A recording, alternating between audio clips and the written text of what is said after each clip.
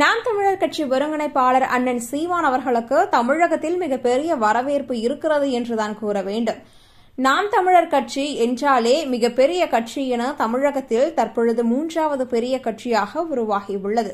குறிப்பாக திமுகவை ஆளும் ஸ்டாலின் ஆகட்டும், பிற அரசியல் கட்சியாகட்டும், எந்த ஒரு கட்சியாக இருந்தாலும் இவர்கள் மேடை பேச்சுக்களில் பேசும்பொழுது இருக்கும் கூட்டத்தை விட தற்பொழுது நாம் தமிழர் கட்சி ஒருங்கிணைப்பாளர் அண்ணன் சீமான் அவர்கள் நடத்தும் போராட்டங்களோ ஆர்ப்பாட்டங்களோ மிகப்பெரிய மக்கள் எண்ணிக்கையை கொண்டுள்ளது என்பதுதான் நிதர்சனமான உண்மையாகவே இருந்து வருகிறது. அதிலும் குறிப்பாக அண்ணன் சீமான் அவர்கள் ஒரு முதல்வரை போலதான் செயல்படுகிறார் என்றே கூறலாம்.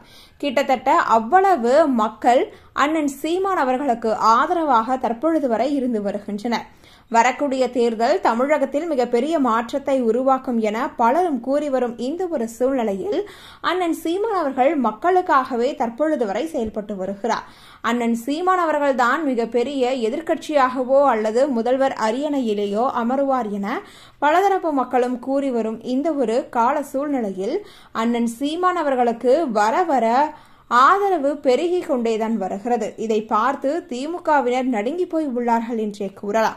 வரக்கூடிய தேர்தல் தமிழகத்தில் மிகப்பெரிய மாற்றத்தை உண்டாக்கும் என்பதில் எவ்வித மாற்று கருத்துமே கிடையாது.